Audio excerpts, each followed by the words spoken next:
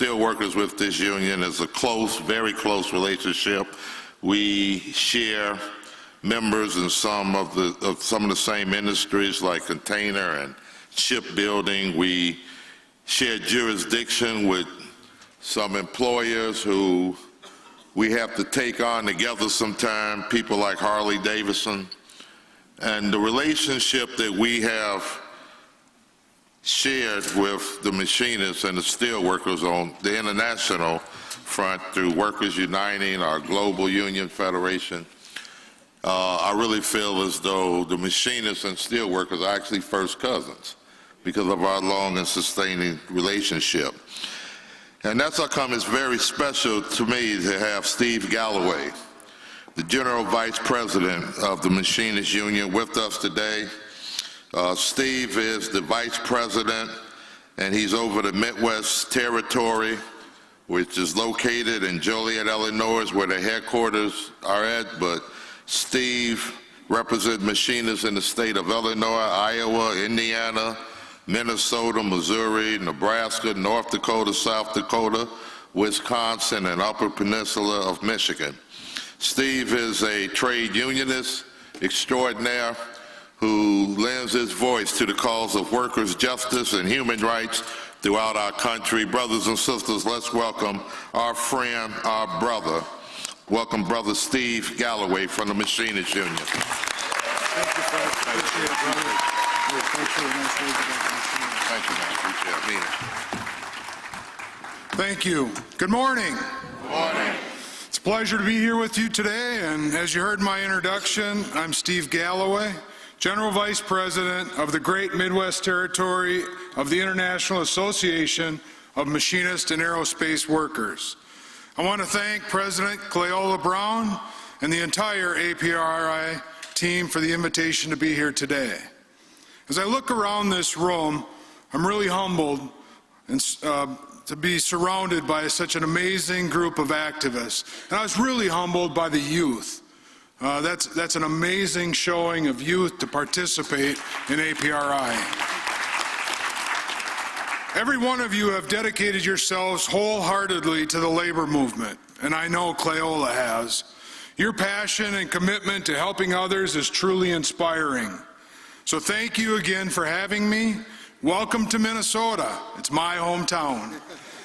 Even though the IAM Midwest Territory office is based outside of Chicago, and I spend most of my time there, I grew up, worked, married, raised my children right here in the Twin Cities. I come from a union family. My dad was a 33-year UAW worker, and my mom was part of the Nurses Association and dedicated her life to helping handicapped children. Minnesota's a great state, home of 10,000 lakes, all the major sports teams, and of course, right here where we sit, the biggest mall in America. Cleola, we're so happy to have you here, but unfortunately, you came at the wrong time of the year. You got to come back in January when all the lakes are frozen, right? It's 40 or 50 below. Everybody's outside, ice fishing in the middle of a lake, sitting on a bucket on frozen water. That's when you got to come back. No? No, you know I'm kidding. You know I'm kidding. But seriously, it's great to be here. APRI has held a special place in the Machinist Union for many years. Ever since our histories collided in 2011, when A. Philip Randolph Pullman Porters became part of the IAM through the TCU merger. The IAM is proud to support such a strong institution that promotes trade labor values and deep commitment to human and civil rights. I want to take a couple of minutes to acknowledge a few people in the room, if I may. Here with me today, an individual many of you are familiar with, IAM Government Employees Director, Jim Price. Jim also serves on the APRI Board of Directors. Jim? I have with me our current IAM Women's and Human Rights Director, Rhonda Rogers. Rhonda, please stand. And someone you all know all too well, retired IAM General Vice President Diane Babineau. The first African-American woman to serve on the IAM's Executive Council. Diane, I know you got a crutch, but if you could just wave your arm, that'd be great. There you are. Thank you. And I want to take a moment for another special acknowledgement. I am quite confident, especially this last day and a half walking around with this gentleman, that you all know Luther Williams. Yes. Luther, please stand. Luther has been active in APRI for many years now. He's a long-standing advocate for civil and human rights. He served as the IAM's Midwest Territory's Human Rights Coordinator for more than 20 years. That is until this past January, when I took office as the General Vice President of the IAM Midwest Territory. My first appointment was Luther as my Chief of Staff. Upon that appointment, Luther became the first African American to serve as Chief of Staff throughout our union's entire 131-year history. I couldn't be more proud of Luther.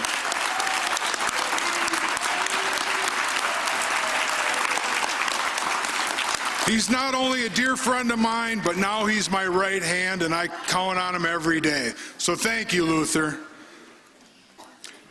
Congratulations on 50 years of this conference. 50 years is a long time, especially when you're on the front lines with a sense of purpose. In the Midwest Territory, my members hear me talk a lot about purpose. I often reference an author by the name of Roy Spence. In his book, Roy talks about remembering, knowing, and understanding the reason for which something or someone exists or was created.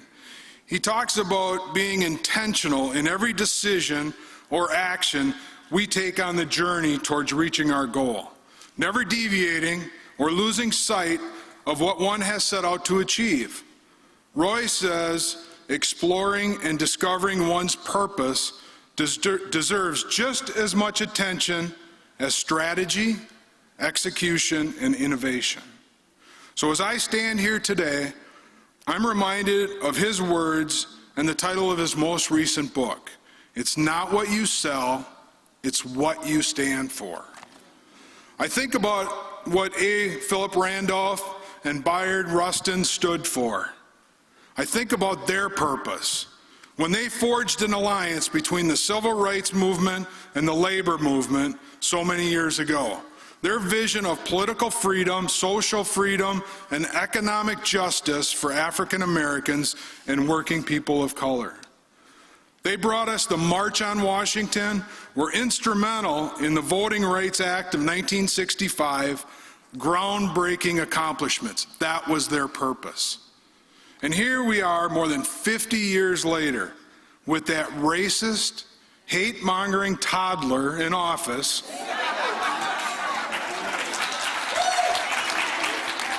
trying to dismantle all that the leaders of our past worked so hard to establish. He is destroying what America's purpose is. E pluribus unum, out of many, one. He has created a political divide, and most importantly, he has created a cultural divide. We need America to remember its purpose of us. Us is each of us, not us versus them. We need to create common ground to eliminate the us versus them. We need people like all of us that are activists with a purpose to get involved in politics for the purpose of fixing America, not politicians that want to be elected for power and money. I think about how do we get activists, labor, and working families together in 2020. It's like being at a concert or in church when a song is singing that makes us feel good. We sing along with the entire delegation or with the crowd at the top of our voice because we know the words and we believe in them. That is what we all need to do together in 2020 during the presidential election to defeat this attack on working families and our America and put in a president that will restore America's purpose of us. Trump got the middle class, the lower class, African Americans, Latinos, and anyone who didn't vote for him in his crosshairs. Hell, he's even got people who did vote for him in his crosshairs. They're just too blind to know it. For years, the labor movement has been known as the key to the American dream. For over a century, unions have been able to accomplish many great feats on behalf of working families. How? Well, it sure wasn't because of big business, special interest, or corporations. It was because of our purpose. It was because of what we stand for, protecting and elevating the working class. It's safe to say that A. Phillip and Bayard knew their purpose. A reminder to the rest of us to keep up the good fight to preserve and save what is America's purpose. From the workplace to the State House to Washington, D.C., and all points in between, to remember why we are all here, especially given the battle we're all up against. In case you didn't know, election season's in full swing. To defeat Trump, it's going to take that same sense of purpose we had, like in the right to work fight in Missouri.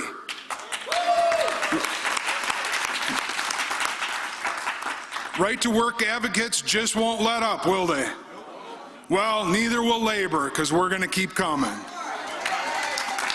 Thank God for former Minnesota Governor Mark Dayton, who said up front that if right to work ever came to the forefront, he would veto it.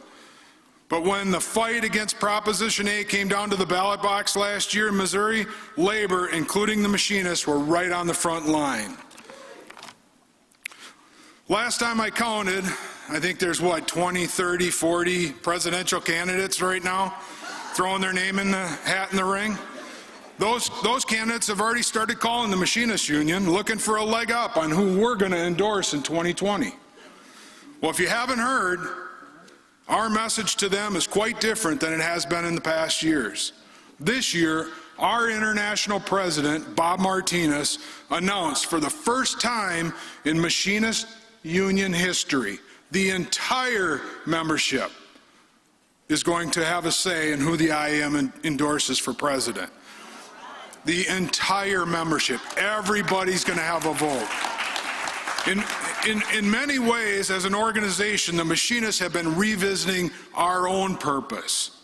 After much thought and discussion, we as a union decided it's the right thing to do. Again, it's not what you sell, it's what you stand for. It might be easier to do it the old way. The Executive Council could sit down with the candidates, negotiate in a private meeting, asking them to make promises they may or may not keep, or we could make them really work for our endorsement. Wow, what a novel idea. We could make them earn our members' trust, make them understand that 600,000 fighting machinists are holding them accountable. Now, when candidates call our international president today, he's telling them, hey, go talk to our members. He's telling them, go meet, go listen to our members at our conferences, at our local and district meetings, and our state councils. And you know what? They're listening. They're listening. At this year's legislative conference, the Machinists had an unprecedented number of presidential candidates anxious to stand before our members and state their case. You see, this is all about making sure whoever we endorse is held accountable on the issues that mean the most to us, that they hold true to their purpose. I'm talking about voting rights, Medicare, equal pay, and the distribution of wealth in this country. I'm talking about things like NAFTA, which have destroyed our communities and made the rich richer while thousands of our members are left out. I'm talking about the hundreds of plant closings we've witnessed since Trump promised to save American jobs. You all remember his promise to save Carrier, right? Yeah, well, he took office and what did he do? He passed a tax scam, the biggest tax scam in history. One of the first companies, Brother Redmond said, Harley-Davidson facility in Kansas City. Electrolux, right here in the state of Minnesota, announced shortly after that same day, just 2 hours later, both companies made the announcement they were packing up and leaving just 30 days after Trump's tax scam took effect. Hell, the ink hadn't even dried on the bill yet. That day was January 30th, 2018. The machinist lost nearly 2,000 members in a matter of hours that morning. I took both of those calls. 2,000 members. And the hemorrhaging hasn't stopped since. Bills aimed at destroying labor, just like right to work, they're going to keep rearing their ugly head until we find a way to combat them. As a movement, we can't afford to shell out millions and millions of dollars every year on the same issue. We have to find a better way and a smarter way to fight. Voter education, communication, servicing, community service is essential. Organizing is essential. We all know our strength is in our members.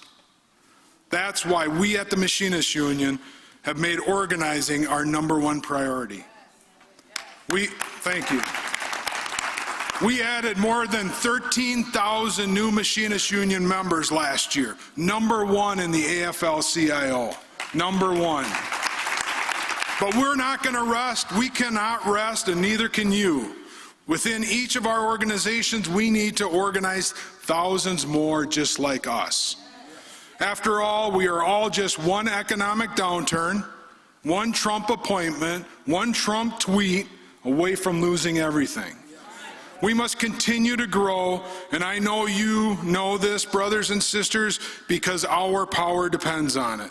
Everything we do plays a vital role in our survival as a labor movement. So as we come together this week, before we break to meet and strategize for the challenges ahead, let us each think about our individual purpose. Let us each remember the reason why we're here.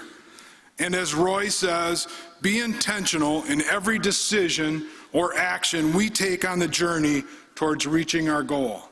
Remember what we stand for. The labor movement needs each and every person sitting in this room singing that song together, just like we did earlier at the national anthem. We need to sing together. Trump's election set us back nearly 60 years. It's up to us to right this wrong. It's up to us to fight for workers across America, to fulfill labor's purpose and America's purpose. Brothers and sisters, I look forward to the journey and working alongside each and every one of you as we push forward to 2020 and beyond. Congratulations, Loyola, again on 50 years of this wonderful conference. Thank you. Welcome to Minnesota, brothers and sisters.